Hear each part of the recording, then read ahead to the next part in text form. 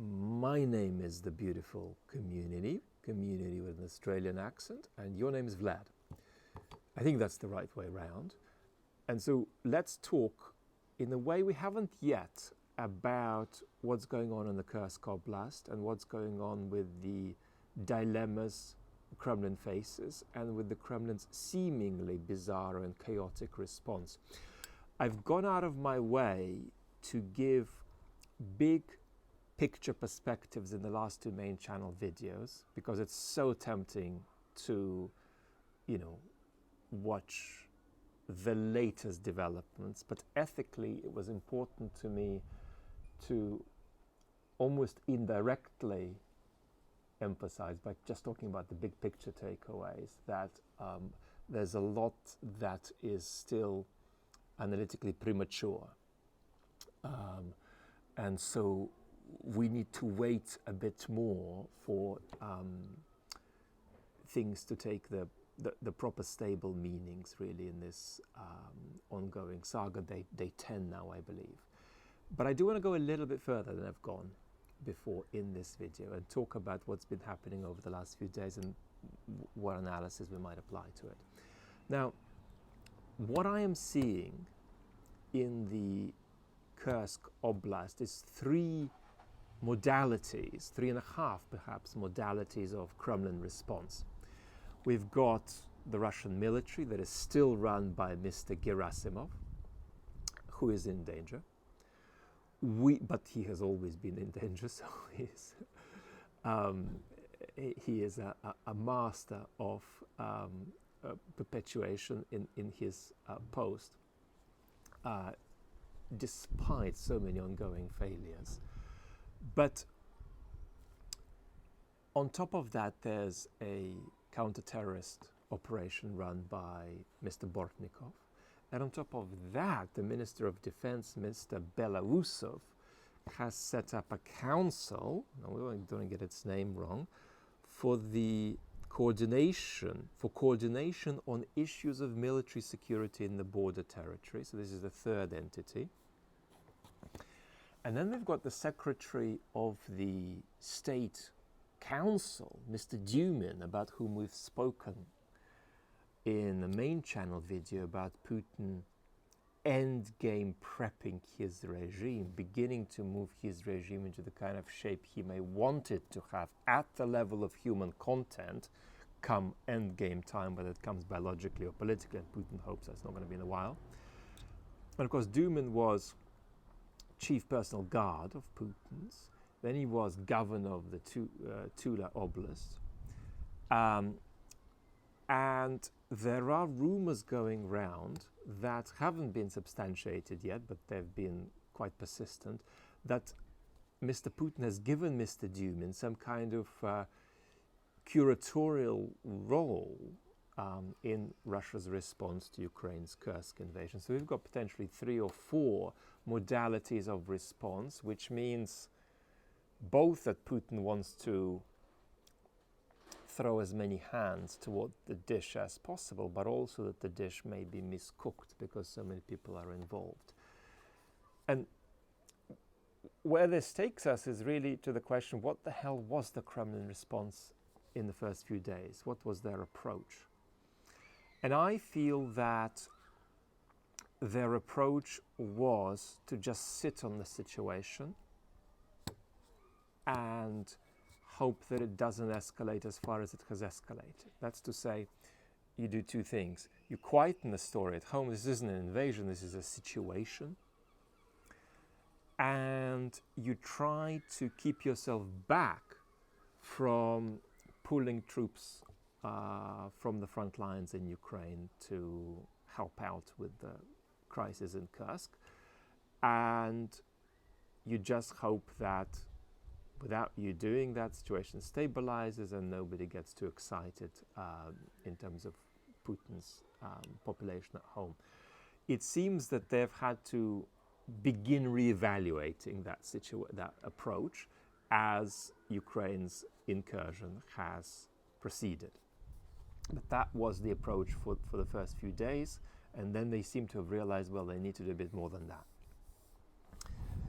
one of the dilemmas Putin faces is that there's in part a choice between pulling people off the front in Ukraine and using military service kids to participate in combat in Kursk. And that's a tricky choice for Putin because he wants to continue his extremely slow and steady advance in Ukraine, but he also knows that a different quality of blowback comes if you use military service kids for combat. There's an implicit agreement between Putin and the population that these folks won't see combat in Ukraine, but presumably that extends to them not seeing combat on Russian territory either.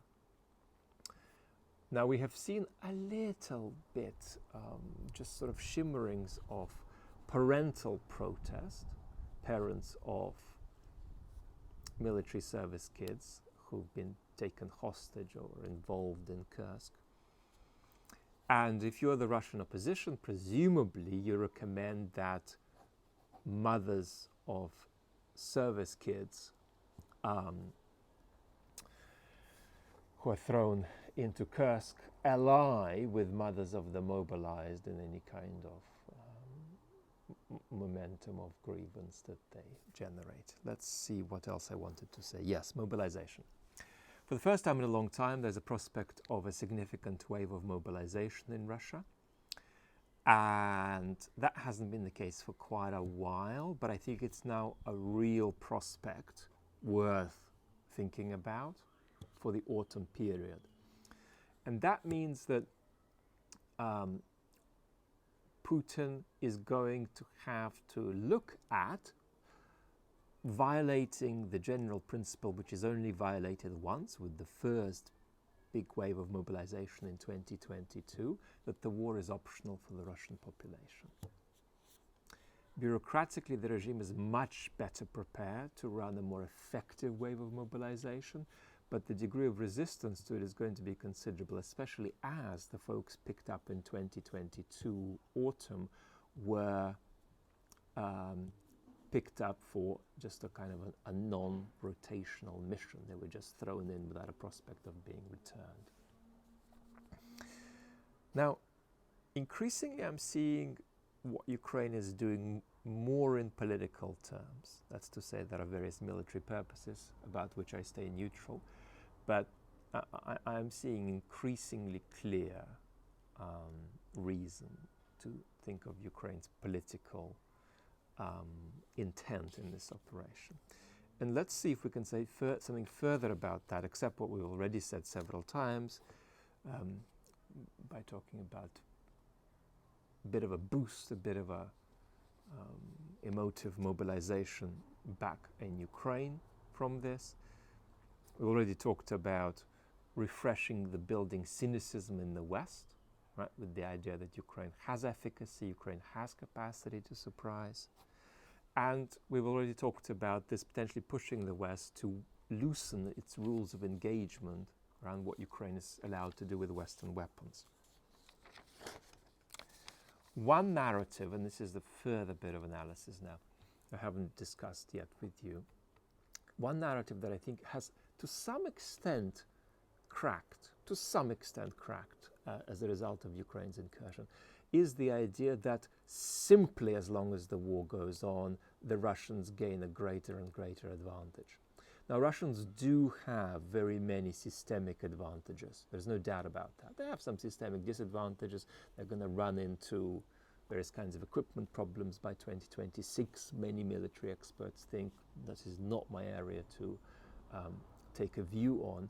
But politically, what I'm seeing is a slight crack in the narrative that the longer this goes on, the worse Ukraine's position becomes. Because I think the incursion has shown that you can have transformational surprises along the way that change the dynamics of the war. And it has shown that perhaps Russia's systemic advantages aren't as great as the tendency to assume this has been.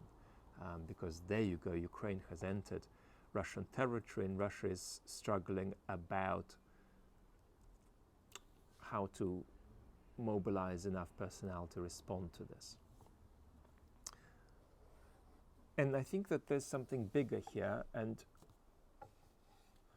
is a complex story, but that is Ukraine's persistent attempt to challenge Putin's political stability. I mean, a lot of Ukraine's war on Russian soil is actually about throwing in little spikes in the wheel that may challenge Putin's domestic stability.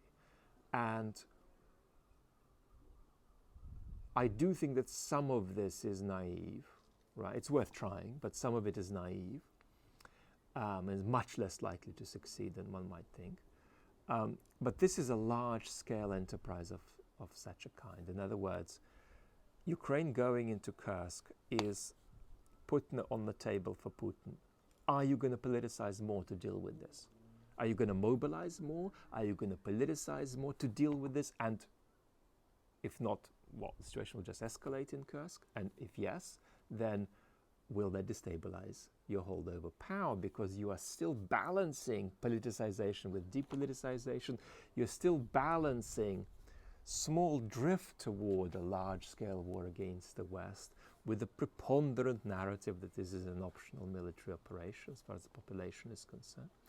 So it's trying to put Putin into a political corner and hoping that he may be forced into a decision that destabilizes him. Of course, the negative outcome here, hypothetically, could be that Putin is indeed able to politicize and mobilize more without much destabilizing his regime. And which of the two it is going to be, we're going to have to see, and we'll also discuss it in a great deal of detail. But this is a certain kind of application of political pressure on Putin with the hope that, you know, the substance you're pushing isn't as firm as it seems. Am I seeing anything that's worth saying about the Russian population over the last 10 days that isn't part of my large-scale analysis on the two main channel videos, where I've deliberately tried to stay out of what's ethically felt to me would be sort of premature daily news analysis. That's why I've kept it to the big picture. But let me say something further now. I think that the narrative that has got a crack that is preponderant in Russia, among the depoliticized blob in particular, is that tendentiously the war is going well, and that tendentiously it is coming to a close that will not be too disfavorable to Russia. I think that is a sort of thing that swims about in the air among the depoliticized blob, and I think that has been a little bit challenged. Now, one of the other questions is this incursion likely to bring the war to a close sooner, or is it more likely to prolong the war? That is something we'll talk about more, I think, another time, and we'll have a proper conversation about mobilization. But the correct instinct as of now is that this incursion is more likely to sort of weigh toward prolonging the war, and insofar as Ukraine's anxiety about being brought to a close prematurely, being brought to a close unsustainably by the West goes, and this is something that probably Ukrainian administration feels that this may be to its advantage. Because don't forget, the main difference between a Harris and the Trump administration is that the Trump administration will try to bring the war to a close in a more destructive and unsustainable way, most likely. And the Harris administration would try to bring the war to a less destructive and more sustainable, in a more sustainable way, including for Ukraine. But bringing the war to a stop is, I think, going to be the default momentum of the Harris administration too. Enough for now. I hope this was a little bit helpful, and we'll speak together very soon. Lots of